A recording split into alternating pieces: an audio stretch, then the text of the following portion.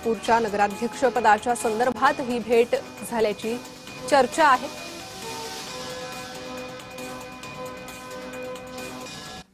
महत्त्वाची बातमी आहे, एनडीएच्या नेत्यांची आज नवी दिल्लीत बैठक होणार आहे।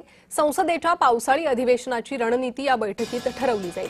संरक्षण मंत्री राजनाथ सिंह यांच्या नेतृत्वात ही बैठक होईल। मतदारसंघ फेररचना विधेयकाबाबतही चर्चा होईल। या बैठकीत आगामी संसदेच्या पावसाळी अधिवेशनाची रणनीती, सरकारच्या विधेयकांचे नियोजन आणि विविध राजकीय मुद्द्यांवर चर्चा होण्याची शक्यता आहे। एनडीएतील प्रमुख मंत्री आणि नेते या बैठकीला उपस्थित राहणार आहेत। अधिक माहिती या संदर्भात घेणार आहोत। आमच्या प्रतिनिधी भाग्यश्री प्रधान आपल्यासोबत जोडले गेले आहे। भाग्यश्री, एनडीए नेत्यांची महत्त्वाची बैठक दिल्लीत होणार आहे। महाराष्ट्रातून कोण कोण या बैठकीला उपस्थित असेल?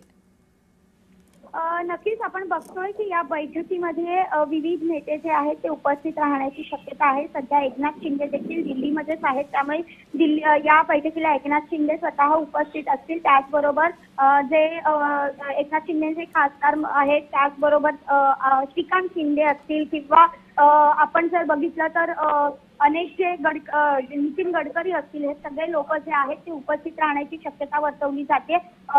या बैठकीत आगामी संसदेच्या पावसाळी अधिवेशनाची रणनीती आणि सरकारच्या विधेयकांचं नियोजन आणि विविध राजकीय मुद्द्यांवर चर्चा होण्याची देखील शक्यता आहे। विधेयक जे आहे पुनर्फेररचना विधेयक ते देखील इथे मांडण्यात येणार आहे, त्यामुळे त्या विषयावर देखील एकमत मागच्या वेळी झालेलं नव्हतं, तर ते यावेळी विधेयक मांडल्यानंतर कशा पद्धतीने आपण एकमत करू शकतो यावर देखील वेगळी चर्चा होण्याची शक्यता जी आहे ती मांडण्यात आलेली आहे। त्याचबरोबर एनडीएतील प्रमुख मंत्री आणि नेते या बैठकीला उपस्थित असतील असं देखील सांगण्यात आलेलं पाहायला मिळेल। जी भाग्यश्री, धन्यवाद या माहितीसाठी।